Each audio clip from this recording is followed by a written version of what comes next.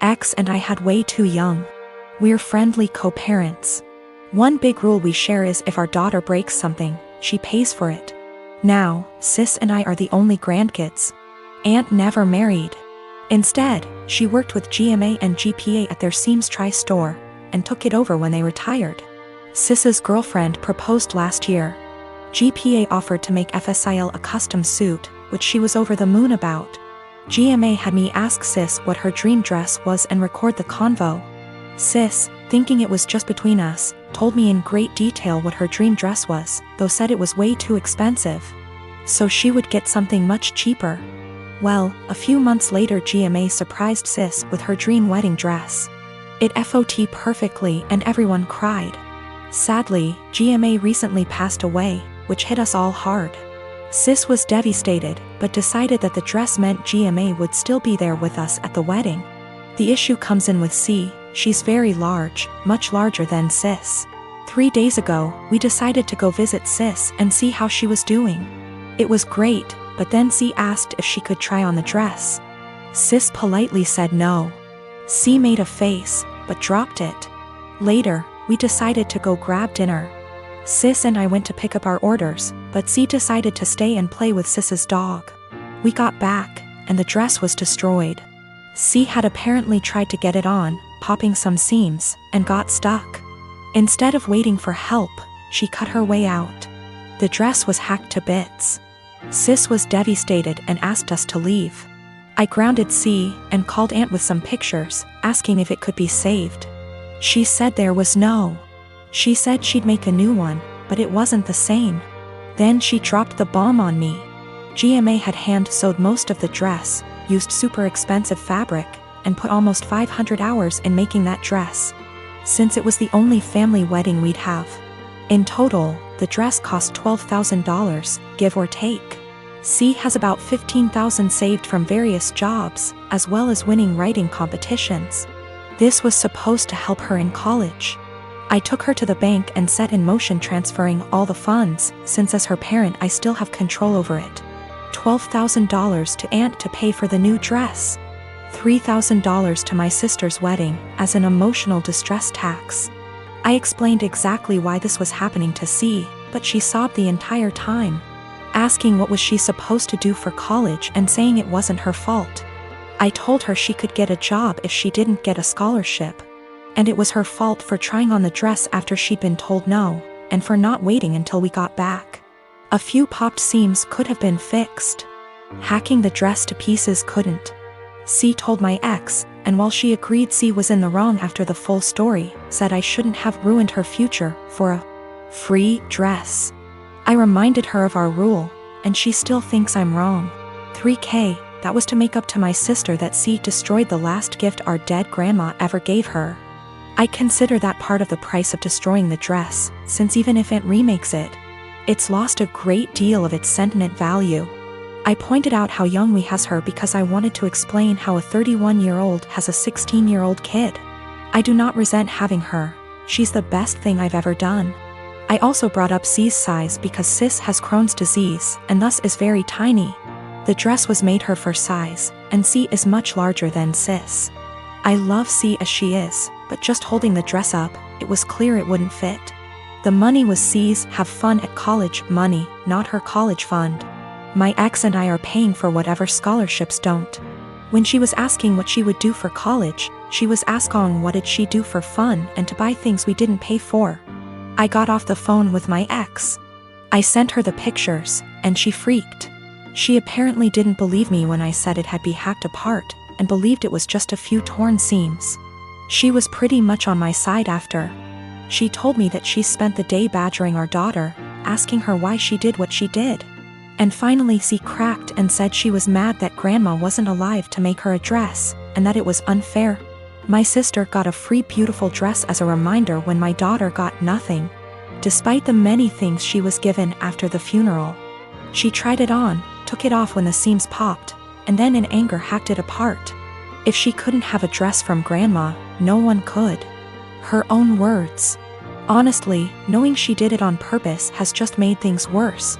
The fact that she could be so I recently got married to Matt.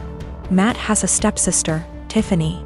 I have met her less than 10 times in the 5 years I dated Matt, as she doesn't live nearby and is not close to my husband. However, she was invited to our wedding. I should mention that Tiffany is very attractive. She is pretty, with a currently fashionable body type. She also dresses well and spends money on her appearance. This is well known, and even though I've only met her a few times, whenever she is brought up by my in-laws, she always mentioned as being very invested in her image. I don't begrudge her this at all. The ceremony went fine, but afterwards, while my in-laws were congratulating me, my father-in-law commented that I looked beautiful, and in the next breath mentioned Tiffany did, too.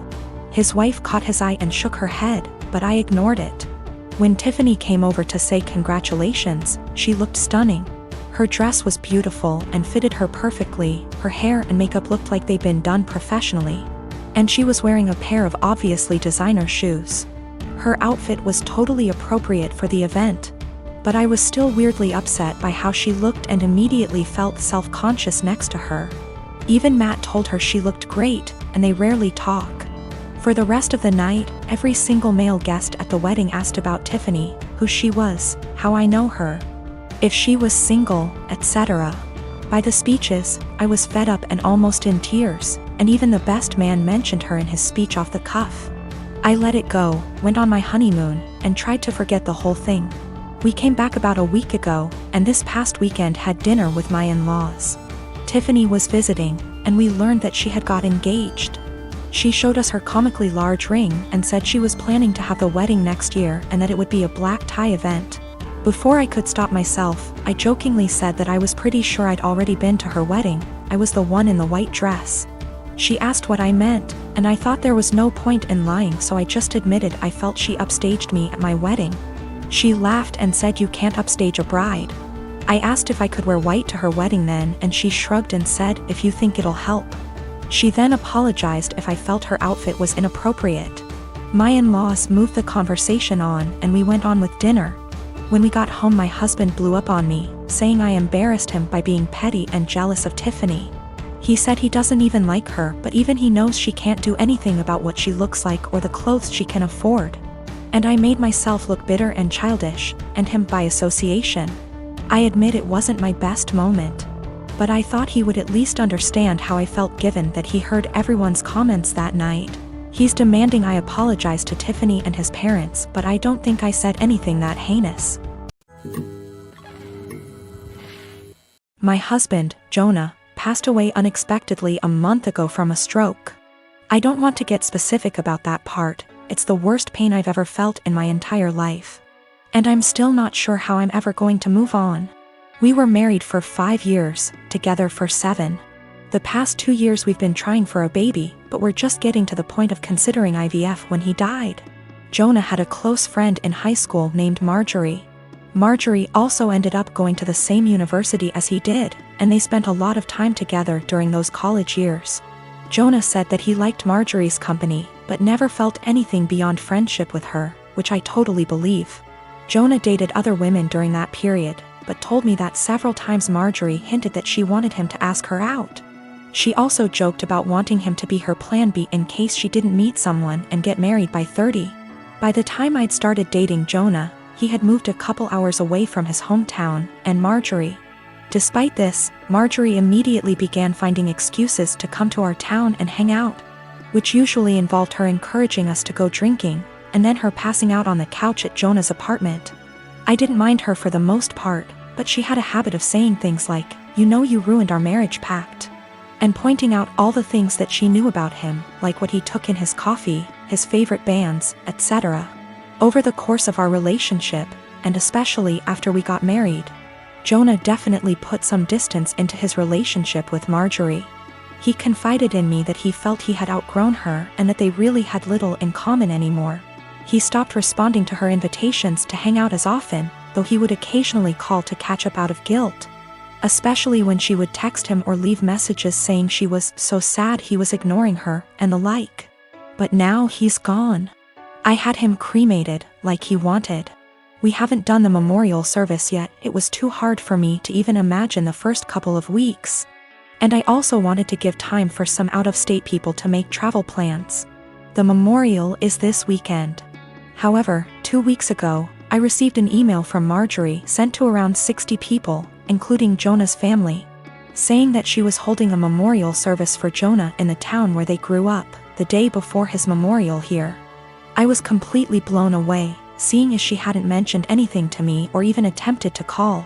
Along with the details, the email said that she was planning the memorial in light of the fact that no other service had yet been held in his memory, and he deserved to be laid to rest with honor. For the record, she was invited to the memorial, which I've been planning, and knew it was happening.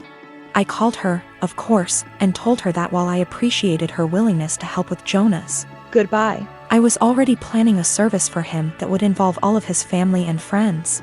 She immediately went on the defensive, and said that she had only started to plan a service when she realized I wasn't willing to do it in a timely manner.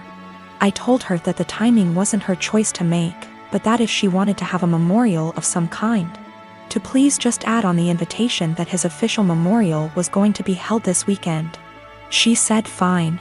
I sent a message to all of Jonah's invited friends and family to make sure that they knew the real service, with both of our families, was going to be here, and then just washed my hands of the whole thing.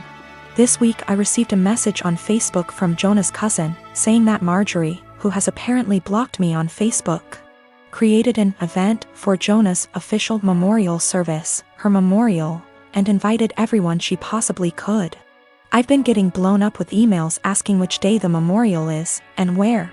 I'm honestly furious. I don't have the emotional energy to deal with this. I ended up putting a post up on my wall, reiterating the date of his service here, and asking people to please share it. Thankfully, I think the older members of the family don't use Facebook or email very often, so most of them haven't been confused, but a lot of people now think that Marjorie's service is the real one. I called Marjorie again, asking her to add an addendum to her event saying that his actual memorial was going to be here. She told me that Jonah would have wanted it this way, and that if I couldn't appreciate her efforts, I wasn't invited to say goodbye to Jonah. I told her that was fine, seeing as I'd already said goodbye to Jonah when I held him as he died. She hung up. Apparently she's now spreading information to her mutual friends with Jonah, saying that he was planning on leaving me because I wasn't able to conceive. She also said that we had approached her to carry a baby for us, all absolute lies.